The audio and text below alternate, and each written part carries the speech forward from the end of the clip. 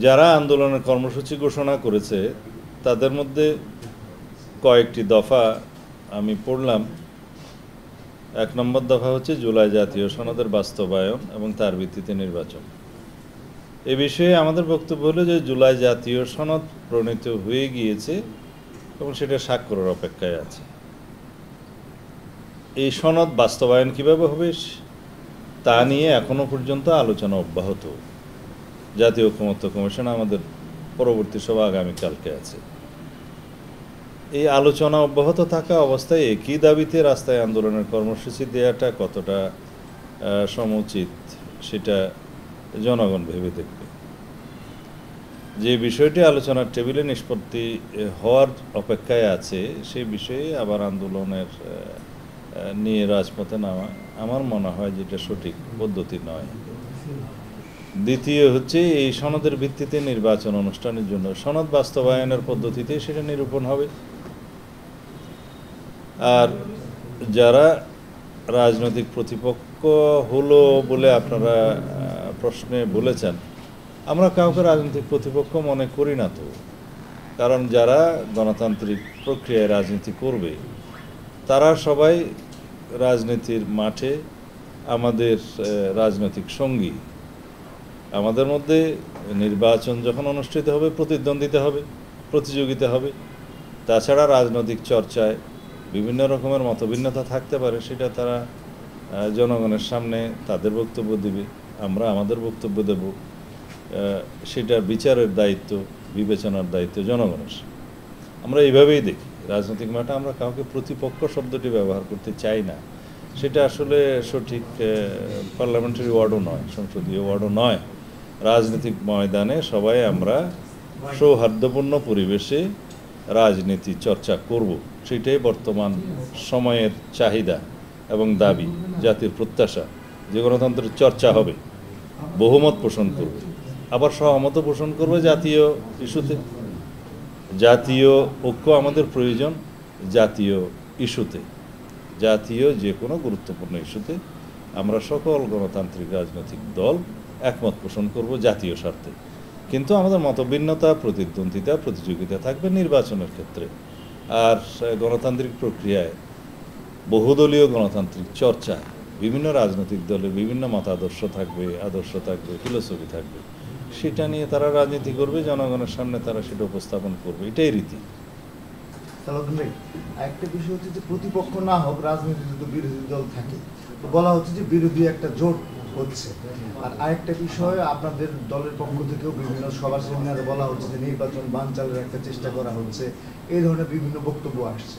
তো সেই নির্বাচনকে সামনে রেখে আপনি বললেন যে এই জুলাই সনদ সেটি আলোচনা সাপেক্ষে ইতিমধ্যে স্বাক্ষর হয়ে গেছে। নির্বাচনকে সামনে রেখে স্বাক্ষর হয়নি, স্বাক্ষরের অপেক্ষায় রয়েছে। তো সেই ক্ষেত্রে মানে নির্বাচনকে সামনে রেখে এটা অন্য কোনো উদ্দেশ্য প্রণোদিত এই কর্মসূচি কিংবা এই আন্দোলন কিনা? আমরা লক্ষ্য করলাম জাতীয় ঐকমত্য কমিশনের টেবিলে আলোচনায় যে সমস্ত বিষয়গুলো আমরা আলোচনা করেছি, উত্থাপিত হয়েছে, এই বিষয়ের মধ্যে অনেক বিষয় ছিল, কিছু বিষয় ছিল না। তার মধ্যে পিআর পদ্ধতি নির্বাচনের বিষয়টি নিম্নকক্ষে আমাদের আলোচনার টেবিলে ছিল না। যারা আজকে পিআর পদ্ধতিতে নিম্নকক্ষ চাই বলে দাবিতে আন্দোলন করছেন, তারাও সেই আলোচনায় অংশগ্রহণ করেছে। কিন্তু ঐকমত্য কমিশনের আলোচনার সূচিতে না থাকলে সেই বিষয়ে ঐকমত্য কমিশনের আওতাভুক্ত কোনো বিষয়ে আমি কথা বলতে পারি, কিন্তু এই বিষয়ে কথা বলতে পারি না। তবে রাজনৈতিক বক্তব্য হিসেবে কোনো দল মাঠে যদি সেই দাবি উত্থাপন করে, আমরাও গণতান্ত্রিক প্রক্রিয়ায় তার বিপক্ষে আমাদের যা বক্তব্য আছে সেটা আমরা রাজনৈতিক মাঠে ময়দানে দেব।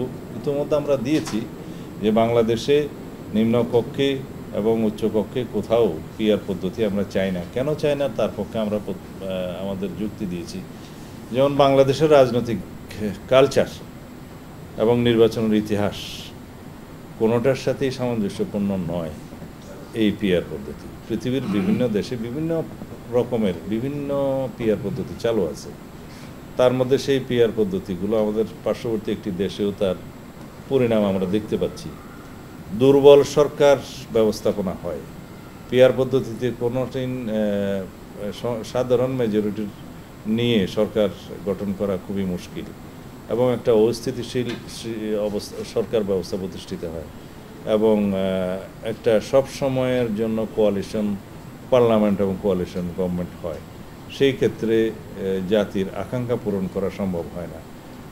নির্বাহী বিভাগের অথবা যারা মেজরিটি দল থাকে তাদের বিভিন্ন রকমের প্রতিশ্রুতি জনগণের জন্য থাকে, জাতির কাছে থাকে, সেগুলো বাস্তবায়ন সম্ভব হয় না। সবসময় একটা দাবি পূরণের জন্য আন্দোলন হতেই থাকে, যেহেতু দাবি পূরণ করা সম্ভব হয় না। তো এই সমস্ত কিছুর বিবেচনায় আমাদের প্রচলিত পদ্ধতি প্রত্যক্ষ নির্বাচনের মাধ্যমে জাতীয় সংসদের সদস্য নির্বাচিত হওয়ার যে পদ্ধতি, এটা সংবিধানের আর্টিকেল 65 সাবসেকশন 2-তে আছে, সেটা বহাল আছে। আমরা এইভাবেই চাই, কারণ জনগণ তার নির্বাচিত প্রতিনিধি কে সুনির্দিষ্টভাবে তাকে জানতে চায়। আমাদের দেশের পলিটিক্যাল কালচার সেটা, এবং আমাদের রাজনৈতিক ইতিহাসে এর কোনো ব্যতিক্রম বা চর্চা আমরা আগে করিনি। সুতরাং এই পদ্ধতিটা একটা পরীক্ষিত পদ্ধতি। তার বাইরে কোনো রাজনৈতিক স্বার্থে, রাজনৈতিকহীন উদ্দেশ্যে অথবা কিছু আসন বেশি প্রাপ্তির উদ্দেশ্যে যদি আমরা একটা অস্থিতিশীল রাষ্ট্র ব্যবস্থা, সরকার ব্যবস্থা, সংসদীয় ব্যবস্থার দিকে যাই, তাহলে এটা আমাদের জাতীয় জীবনের জন্য একটা ভয়ঙ্কর পরিণতি নিয়ে আসবে ভবিষ্যতে। সেই জন্য আমরা এই পিআর পদ্ধতিকে প্রত্যাখ্যান করি। এদেশের জনগণ পিআর পদ্ধতির পক্ষে নয়। কেউ যদি এই রাজনৈতিক দাবি তাদের নির্বাচনী ম্যানিফেস্টোতে উল্লেখ করে পরবর্তী নির্বাচনে অংশগ্রহণ করে, তারা যদি ম্যান্ডেট প্রাপ্ত হয়, তখন তারা জাতীয় সংসদে সেভাবে আইন প্রণয়ন করতে পারবে। সরকার নির্বাচনের দিকে এগিয়ে যাচ্ছে, ফেব্রুয়ারিতে নির্বাচনের ঘোষণা দিচ্ছে, এর মাঝে পিআর সহ বিভিন্ন দাবি নিয়ে রাজনৈতিক মাঠে নামছে না। বিএনপি তাকে তাদের রাজনৈতিকভাবে মোকাবেলা করবে কিনা, কাউন্টার কিছু করবে কিনা, এই যে কর্মসূচি আসছে রাজনৈতিকভাবে মোকাবেলা করবে কিনা, সেই উত্তর বোধহয় আমি কিছুটা দিয়েছি এর আগে।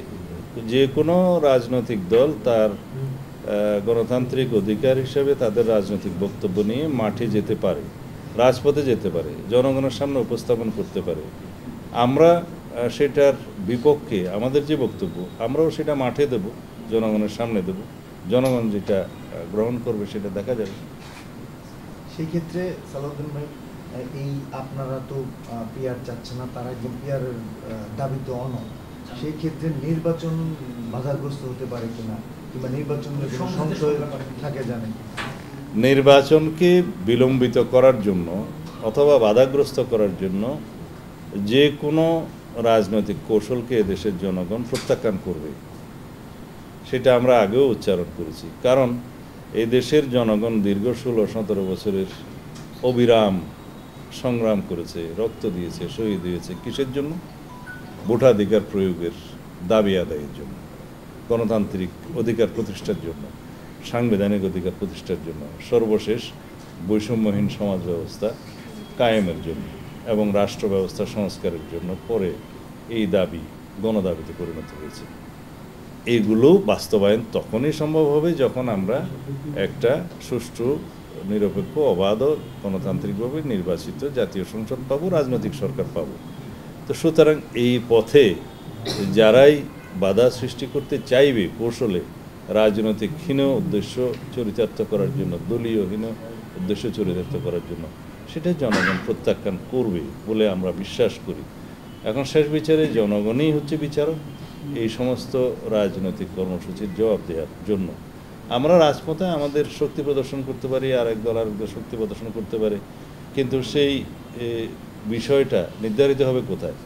জনগণের সার্বভৌম ভোটাধিকার প্রয়োগের মধ্য দিয়েই তো আমরা সেখানে যাই। ভাই, একটা বিষয় আলোচনা আছে যে এই যে উচ্চকক্ষ এবং নিম্নকক্ষের পিআর যে ব্যাপারটা, সেখানে উচ্চকক্ষের পিআর নিয়ে কিছু ভাবছে বা তারা এখানে কোনো ছাড় দিতে বা একটা সমঝোতায় আসবে না। আমরা পিআর পদ্ধতির বিপক্ষে, উচ্চ নিম্নকক্ষ সর্বত্র। কারণ আমরা বলেছি যাদের রাজনৈতিক এজেন্ডা আছে পিআর পদ্ধতি প্রতিষ্ঠার জন্য, তারা তাদের নির্বাচনী ইশতেহারে সেই বিষয়টা উল্লেখ করে জনগণের কাছে যাক। জনগণের ম্যান্ডেট যদি তারা প্রাপ্ত হয়, তাহলে তারা তাদের সেই রাজনৈতিক আদর্শ বা কৌশল তখন তারা প্রণয়ন করতে পারবে, আইন প্রণয়ন করতে পারবে। নির্বাচন খুব কাছাকাছি, 6 মাসের মতো সময় আছে।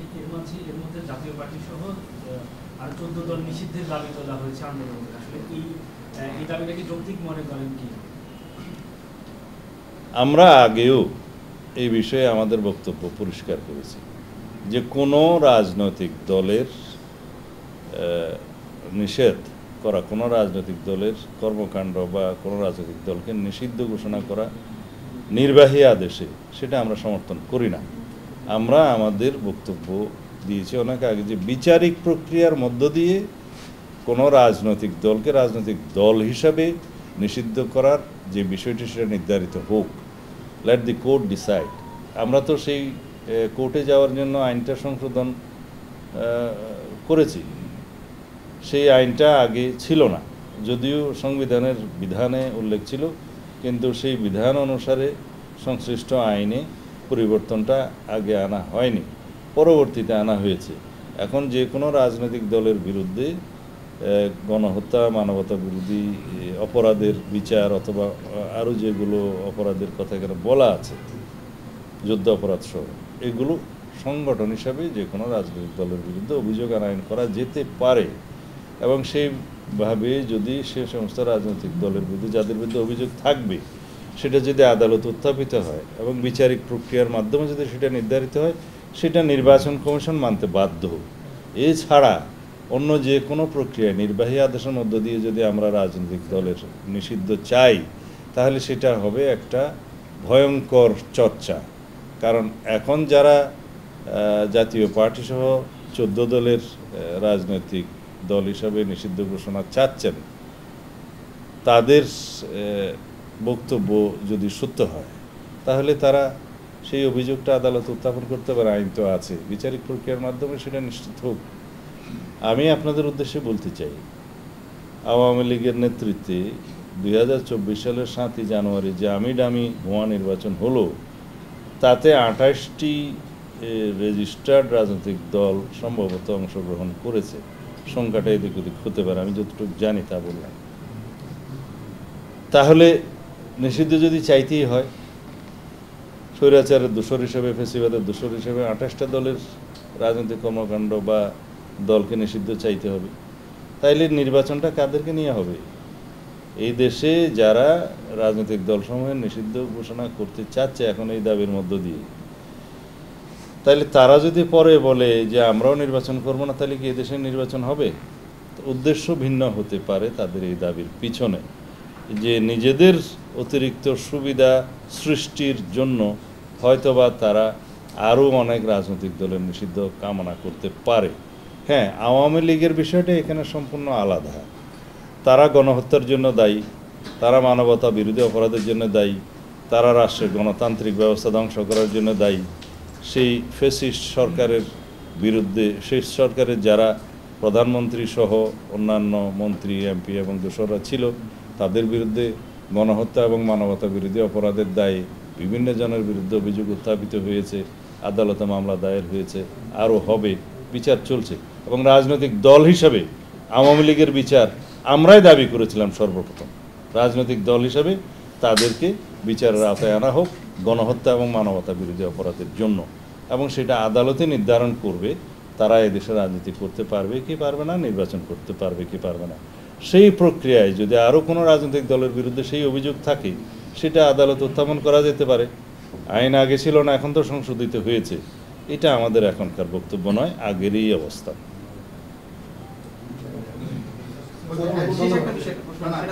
আমরা আলোচনায় যাচ্ছি, আগামীকালকেও আলোচনা হবে। আলোচনার প্রেক্ষিতে যা কিছু প্রস্তাব দেওয়ার আমরা ওখানে দেব বা আলোচনা করব। আমরা নীতি ঠিক করেছি যে এমন কোনো প্রক্রিয়াকে আমরা উৎসাহিত করব না, যেমন স্পেশাল কনস্টিটিউশনাল অর্ডার বা এক্সট্রা কনস্টিটিউশনাল অর্ডার যাই হোক, যেই প্রক্রিয়াটা বিদ্যমান সংবিধান বহাল থাকা সত্ত্বেও সেটা আবার অনুমোদিত হবে, তাহলে একটা খারাপ নজির সৃষ্টি হবে। এই ব্যাড প্রেসিডেন্ট আমরা রেখে যেতে চাই না ভবিষ্যতের জন্য, জাতীয় জীবনের জন্য। কারণ 2 বছর 5 বছর পরে একই প্রক্রিয়ায় যদি আরও কোনো দল অথবা কোনো গোষ্ঠী যদি দাবি করে যে আবার এইভাবেই সংবিধান সংশোধিত হোক, তাহলে পার্লামেন্টেরও প্রয়োজন হবে না এবং দেশে বিদ্যমান সংবিধানেরও কোনো মূল্য থাকবে না, এবং সেটাতে একটা অরাজকতার সৃষ্টির জন্য আমরা একটা পথ খুলে যাব। সেটা আমরা চাই না। আমরা আহ্বান করেছি যে এই সংস্কার প্রস্তাবগুলো সংবিধান সংক্রান্ত যেগুলো আছে ওগুলো বাদে বাকি সকল কিছু এই সরকার এখনই বাস্তবায়ন করতে পারে এবং করে যাচ্ছে। হয়তো তারা সম্পন্ন করতেও পারবে, অথবা অনিষ্পন্ন অথবা অসম্পন্ন থাকলে সেটা পরবর্তী সরকার করবে, যার জন্য সংবিধান সংশোধনের প্রয়োজন নেই। কিন্তু সংবিধান সংশোধনী সংক্রান্ত যে সমস্ত প্রস্তাবগুলোতে আমরা একমত হচ্ছি, কিছু কিছু বিষয়ে নোট অফ ডিসেন্ট সহ, সেই বিষয়গুলোর সংশোধনের জন্য গ্রহণ করার জন্য একমাত্র উপযুক্ত ফোরাম হচ্ছে জাতীয় সংসদ। কিন্তু এর বাইরে যদি কোনো আইনানুগ পন্থা আমরা উদ্ভাবন করতে পারি আলোচনার মধ্য দিয়ে, সেটা যে কোনো বৈধ আইনি এবং সাংবিধানিক প্রক্রিয়া হবে, সেটাতে আমরা একমত হব। সেটা আমরা বলেছি এবং মাননীয় প্রধান উপদেষ্টার সামনে আমরা যেভাবে আমাদের বক্তব্য উপস্থাপন করেছি, আমি ওখানে আমার বক্তব্য দিয়েছি। আমি বলেছি আপনি নিজস্ব ব্যক্তিগত উদ্যোগ নেন, আপনি ছোট ছোট মিটিং করে দলসমূহের সাথে আলাপ করেন, আপনি একটা উপায় বের করেন, আপনি সেই উদ্যোগের ফলে আপনি সফল হবেন, সেটা আমরা বিশ্বাস করি। এই বক্তব্য আমি দিয়েছি। আমি বলেছি সবার প্রত্যাশা থাকতে পারে, আমাদের বিশ্বাস আছে, প্রত্যাশা তো আছি। এটা একটা। দ্বিতীয় হচ্ছে আমরা সুপ্রিম কোর্টের কাছে মতামত নিতে বলেছি যে এই সংশোধনীগুলো সংবিধানের আমরা জাতীয় সংসদ ছাড়া অন্য কোনোভাবে এখনই সেটা ভ্যালিডিটি দেওয়ার জন্য কোনো উপায় আছে কিনা, দেখি জুডিশিয়ারি কি মতামত দেয়। কারণ এন্ড অফ দি ডে আমরা যদি এগুলো গ্রহণ করি, জুডিশিয়ারিকে আমরা জানালাম না, কনসাল্ট করলাম না, যে কোনো ব্যক্তি রাষ্ট্রের অধিকার আছে আদালতে উপস্থাপন করতে পারে যে এই বিষয়গুলো এইভাবে সংবিধানের বিষয়গুলো সংশোধিত হওয়া বৈধ কিনা। সে তার অধিকার ক্ষুণ্ণ হলে, তার ব্যক্তি জীবন এবং সম্পদের অধিকার সংক্রান্ত যে কোনো বিষয়ে যখন আদালতে যাবে, আর্টিকেল 31 অনুসারে সেটা অধিকার দেয়া আছে, তখন আদালত কি বলবে? তখন হয়তো আদালত বলবে যে সংবিধান সংশোধিত হয়েছে, এটা কোন প্রক্রিয়ার হয়েছে, কে করেছে, কার কর্তৃত্ব আছে, কোন ফোরামে হয়েছে, এই কথাগুলো বলবে। তো সুতরাং আগেই যদি আমরা জুডিশিয়ারি মতামতটা নিতে পারি, সেই ক্ষেত্রে তারা হয়তো একটা বৈধ প্রক্রিয়া অথবা পরামর্শ দিতে পারে। এটা আমার দ্বিতীয় প্রস্তাব। তৃতীয় প্রস্তাব বলেছি, যদি আলাপ আলোচনার মধ্য দিয়ে আরও কোনো পন্থা আমরা বৈধ পন্থা বের করি, যেটা আমাদের জন্য ইতিহাসে খারাপ নজির স্থাপিত হবে না বলে মনে হবে, ভবিষ্যতের জন্য কোনো জাতীয় জীবনের সংকট সৃষ্টি হবে না বলে মনে হবে, সেই পন্থাও আমরা অবলম্বন করতে পারি। কি কি পন্থা হতে পারে সেটা আমরা আলোচনার মধ্য দিয়ে হয়তো বের করতে পারবো, সেই আলোচনা অব্যাহত আছে। তবে যেহেতু আপনারা আইডিয়া চেয়েছেন, সেই আইডিয়ার কথাগুলো আমরা এখানে এত উন্মুক্তভাবে বলতে চাই না। অনেকগুলো প্রস্তাব এসছে, সেই প্রস্তাবগুলোর মধ্যে একটি দল দুটো প্রস্তাব দিয়েছে, আরেকটি দল একটি প্রস্তাব দিয়েছে, যেগুলো কোনো বৈধ প্রক্রিয়ার মধ্য দিয়ে পরবর্তী জাতীয় সংসদে অনুমোদনের প্রেক্ষিতে বা শর্তে গ্রহণ করলে এখনই কোনো আইনি জটিলতা সৃষ্টি হবে না, সেরকম দু একটা পন্থা অবশ্যই আছে, সেটা আমরা আলোচনার সময় বলব।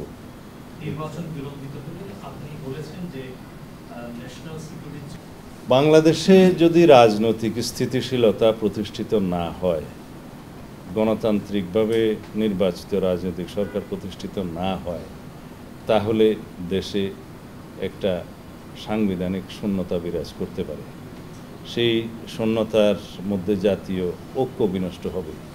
সেই জাতীয় বিনষ্ট হলে সেটার সূত্র ধরে পতিত ফেসিবাদ সুযোগ নেবে এবং তাদের হাত ধরে আঞ্চলিক শক্তিগুলো এখানে জড়িত হয়ে যেতে পারে পরস্পর বিরুদ্ধে, এবং একটি বৈশ্বিক শক্তিও সেই সুযোগটা নিতে পারে। এই আশঙ্কাগুলো প্রকাশ করেই আমি বলেছি যে যদি আমরা স্থিতিশীল রাজনৈতিক সরকার প্রতিষ্ঠা না করতে পারি জাতীয় সংসদ নির্বাচনের মধ্য দিয়ে নির্দিষ্ট সময়ের মধ্যে, তাহলে এই আশঙ্কাগুলো একদম উড়িয়ে দেওয়া যায় না। সেই ক্ষেত্রে আমরা বলেছি শুধু জাতীয় নিরাপত্তা হুমকির মধ্যে পড়বে তা নয়, এখানে আঞ্চলিক নিরাপত্তার বিষয়টি জড়িত হয়ে যেতে পারে।